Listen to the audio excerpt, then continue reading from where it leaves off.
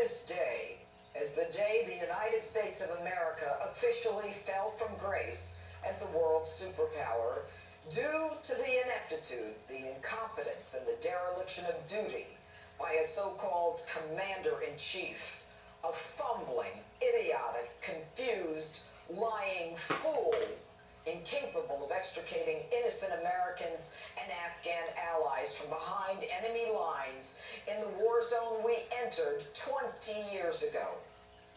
As American families of those trapped behind enemy lines, as Afghani Americans whose families helped us, and indeed Americans of all walks of life are glued to this crisis on television, they're met with government officials who are not only not candid, or are confused, or are just outright lying.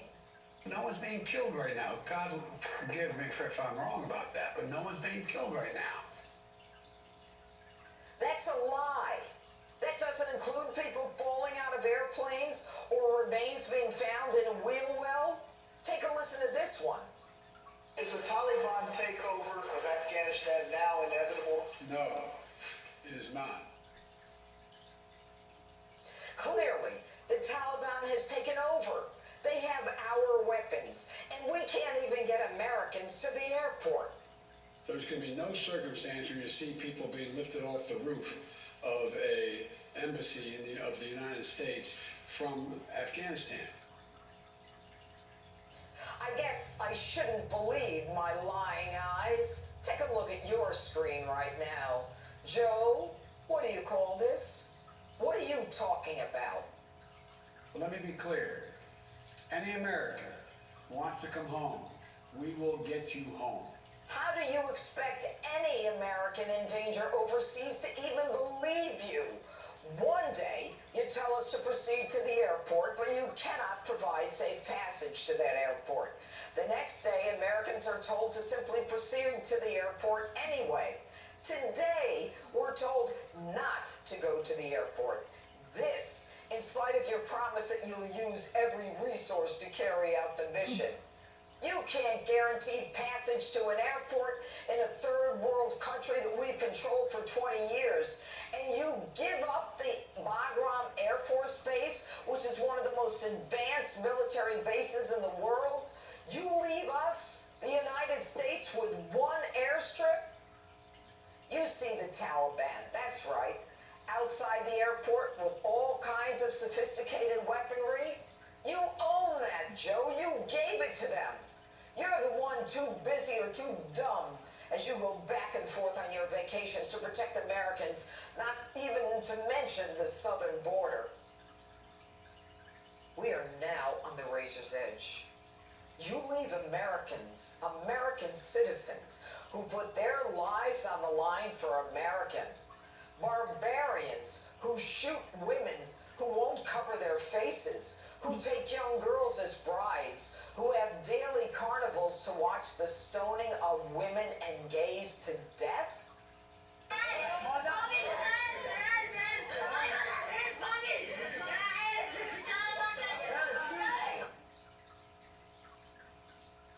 You leave American citizens and Afghan allies who put their lives on the line for America when there was no reason?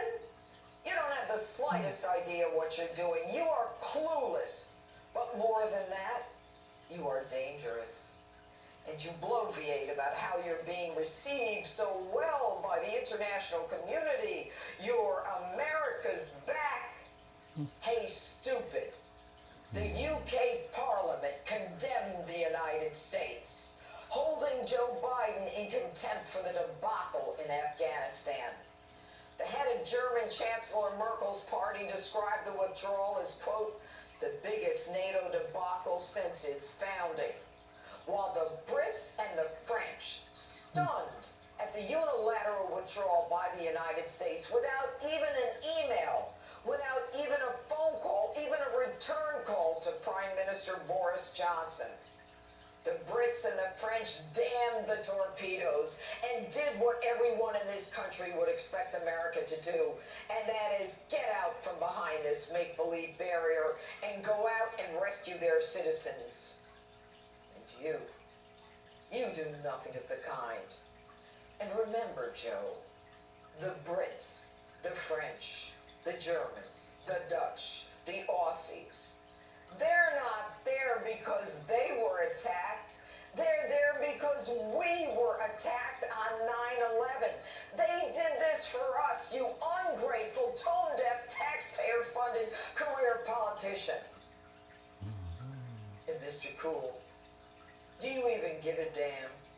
Or is this all about scooping up millions like your drugged-up son from Russia, the Ukraine, and China? You are so dumb you don't even admit the fear, the chaos, the hysteria, the children shot and beaten, whipped and brutalized, people running from Taliban gunfire. You're too cool to admit that. No, nobody's died. No one's died.